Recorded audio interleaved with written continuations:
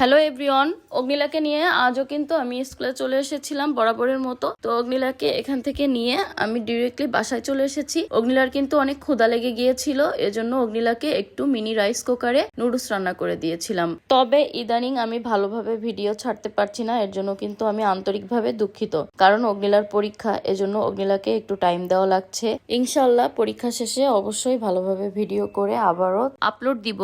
এখানে অগ্নিলা নুডলস খাওয়ার পর তারপর কিন্তু আমি চলে গিয়েছিলাম একদমই রান্নার কাছে। তো আজ আমি চিকেন দিয়ে বিভিন্ন প্রকার সবজি দিয়ে অগ্নিলাকে আজ রান্না করে দিব, কারণ আমি অনেক চেষ্টা করছি অগ্নিলা যেন সবজি খায়, কিন্তু কিছুতেই কিছু হচ্ছে না। সবজি যদি মাছ দিয়ে রান্না করা হচ্ছে, অগ্নিলা তো টোটালি ধরে না।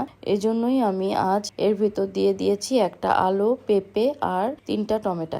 এটা দিয়ে আমি চিকেনটা আরো কিছুক্ষণ কষিয়ে নিয়েছি। কষিয়ে নেওয়ার পর কিন্তু আমি এখানে ঝোলের পানি অ্যাড করে দিয়েছি। তারপর আমার রান্নাটা কমপ্লিট হয়ে গিয়েছিল। আজ সন্ধ্যার পর অগ্নিলাকে নিয়ে একটু বাইরে বের হয়েছিলাম, তখন অগ্নিলাকে একটু ট্রিট দিচ্ছিলাম। আর এখানে মূলতই আমরা আসি বার্গার খেতে। তবে অগ্নিলা কিন্তু ওর আব্বুর কথা বারবার বলছিল যে আম্মু আব্বু আসবে কবে, আব্বু আসবে কবে। আমি ওকে বুঝাচ্ছিলাম, হ্যাঁ আম্মু তোমার আব্বু খুবই দ্রুত চলে আসবে। আর এখানের বার্গারটা কিন্তু অনেক ইয়ামি এবং টেস্টি। এখানের বার্গারে প্রচুর পরিমাণে চিজ দেওয়া থাকে। অগ্নিলা এই চিজটা অনেক পছন্দ করে, আর চিজটা হাতে লেগে যাওয়ার ভয়ে ও কিন্তু হাতে হ্যান্ড গ্লোভস পরে নিচ্ছিল।